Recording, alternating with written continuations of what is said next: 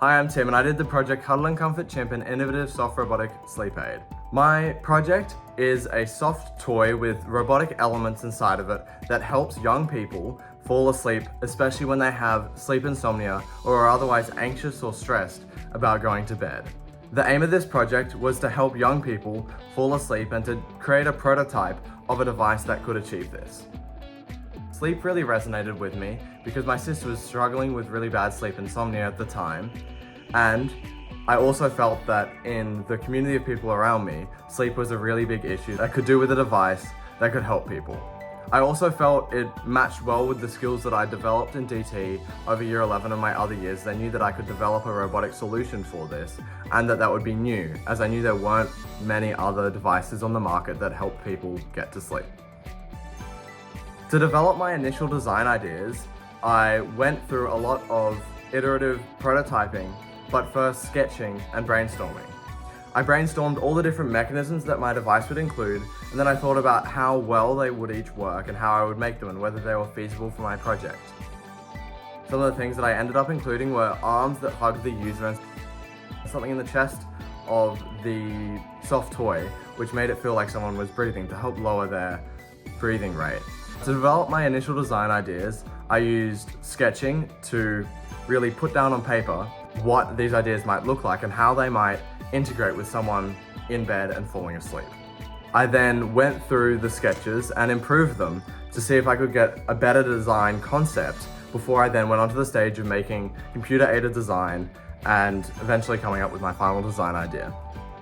So I did a lot of research to come up with my design ideas. I spoke to some clinical professionals who were in the adolescent sleep scene, some doctors and sleep researchers. And I also went down the path of investigating scholar research into sleep and what causes us to have issues with falling asleep. I did some of my own research, doing surveys and personal interviews with people who had struggled with sleep insomnia, and that helped me to narrow down on how my device would help someone struggling with sleep. And generally it was to help them de-stress and feel less anxious about sleeping on their own when they're a young person.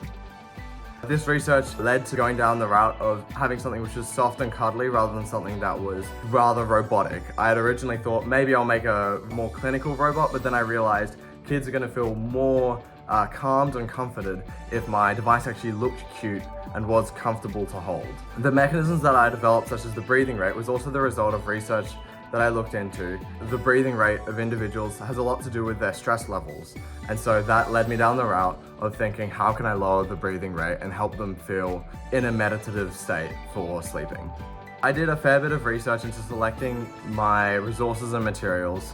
A lot of the research was compiled from my experience with other things, so my use of resources was generally related to how experienced I was with using certain techniques such as computer-aided design, 3D printing, and making molds, which I'd done in previous projects, and I thought that I could continue and extend that knowledge base. In terms of the materials that I used a lot of prototyping with them to see whether they would actually work in the environment that I was going to use them with. Things like fur, I did many tests with user groups. I tested other high school students and younger children and asked what kind of fur they preferred or what kind of fabric materials they would like to hug and have a device be made out of. And that really led me down the route of using something which had a very soft and fuzzy feel to it to help them feel comforted. The surveys and the user group research that I did with that made it very easy for me to justify which fabrics, etc. were the best. To source the resources and materials, I did some research online and went into some separate stores, basically looking around for what would best suit my project. The biggest factor that determined how and where I sourced the materials from was generally the availability and the lead time of getting the resources. It didn't matter if it was a lot cheaper, if it would take 1 month for a certain silicon to arrive for me, because I really needed the project to be done on time and to be completed by the due date. And I had certain checkpoints along the way that I was working towards. If I didn't meet those checkpoints, then my project really wouldn't have been completed. So it was really important for me to get materials that were readily available and nearby so that I could buy more of them if stuff went wrong. And I also made sure to always buy extras of things that were key components, such as the brains of my robot, the Arduino, I brought I think about 3 of, and I broke 2 of them. So it's very good that I had in store for the future plans for things to maybe break down, and I'd recommend that to other students. I also had some consideration of the environmental impacts of the things that I bought, and I tried not to overbuy components that were not really super necessary to my project. Tried to limit the amount of overseas freighting that I did for a number of reasons, but also it was helpful for the environment. Well, I went through quite a lot of testing phases, and I generally did it based on the mechanism that I was making. So I started with a very broad look at what are all the different kinds of mechanisms that I know I can make. Let's try and make them and see if they work. I made things like 3D printed arms that had a wire that would pull them closed. I made I think 4 different silicon arms that would close, and then I tested them all against each other. I used force sensors and just pressurized them and see how they reacted. That enabled me to have a really clear grasp of how hard it was to make multiple of them and how effective they were in the real world in how I was producing them. That allowed me to follow through on the use of the actuators that I did. It was much better to create physical prototypes than it was for me to stare at my screen doing computer-aided design or do more sketching, because I really actually needed to see how they would respond to the very organic and unpredictable environment of having someone sleeping or lying in a bed. I used user feedback and I used quantitative data testing through the use of force sensors and camera analysis. I had a look at how the actuators in the arms bent with a camera. I tested how much force they applied, and I just did some basic testing with a stopwatch for the breathing motion. All those things gave me very concrete answers as to how my device was performing, and it was also helpful to see the qualitative answers from kids trying different parts of the device and being like, that's uncomfortable, that doesn't work for me. You have to have both sides of the thing, I think, to make a good mechanism and a good product. To display the testing, I had a really great board where there was a button that you could press to turn on all my prototypes in the arms, multiple of those prototypes. And I think that really displayed all the work that I put into the prototypes as well as the fact of the final product. I had all these working prototypes that I could have easily used, but I'd actually settled on the very best one, and that showed that I had done all the research and testing. I really made sure to put everything out when I was displaying my stuff at the HSC, because it was important for me to show the markers that I'd done a lot of testing to come to my final product. I also used some video demos, and along the way I was very careful of filming everything that I did in case something went wrong, but also to make sure that I remembered what I did and could show the markers all the steps that I went through. At the start of the project, what was unexpected to me was that I would actually produce a high quality product.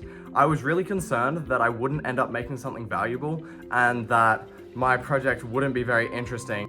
I was just thinking, how could I make something valuable that's based on sleep? How could I do all these things? Really, what I'd encourage students to think is trust the process and the fact that you're going to do a whole lot of research and end up coming up with something really unique. You can't at the start of the project envision what you're going to do at the end. I thought I could, and I was definitely wrong. It's really important that you go through all the steps of sketching, of ideating, of testing, and you'll completely change your ideas. And that's totally the surprising part of the design process that really makes the design process allow you to produce something actually useful for the world. I'd recommend that people think really widely and don't throw out anything that they come up with ideas for, because everything is valuable even if it doesn't seem so at the start. You might end up realizing later on, oh, that's actually a really good idea because of the challenges that I'm having with other things. My words of wisdom would be to trust your teachers and trust the design process, not to doubt yourself, even though you're gonna face challenges and you're not gonna expect your project to be good sometimes. You have to trust the fact that you can improve it and that you're gonna iterate upon your ideas to produce something that you're really proud of. I would totally say that in a major project, problem solving and trying to reach solutions is one of the biggest parts of the project. So many stages in the process, I reached hard roadblocks where it was really difficult for me to continue. I had challenges in my code. I had challenges where I just couldn't produce an actuator and my silicon was bursting and I was like, I'm just not gonna meet the deadline, I'm not gonna produce a product. I'd recommend students just really persevere. The end goal of your project is to make a product. You have to accept that you're gonna sacrifice a little bit of quality maybe on some things to produce something. And that's what I had to reckon with. I found it hard to say, I'm gonna pick something which might make something slightly less high quality because it's gonna be many hours less. But that's the choice that you kind of have to make sure that you actually complete it. And that's the best kind of problem solving. You need to find solutions that enable you to actually complete your project. That's the most important part. To be honest, I'm just most proud of the fact that I produced something that I am really excited that it works. I'm really excited that kids and the people that I tested it on found it comforting, and I'm really excited that I've made something unique that doesn't exist, that's completely new to the market, and people hadn't thought of this before. I think this is like a really fulfilling and interesting thing to do when you create something that hasn't been created before and you solve a problem that's real.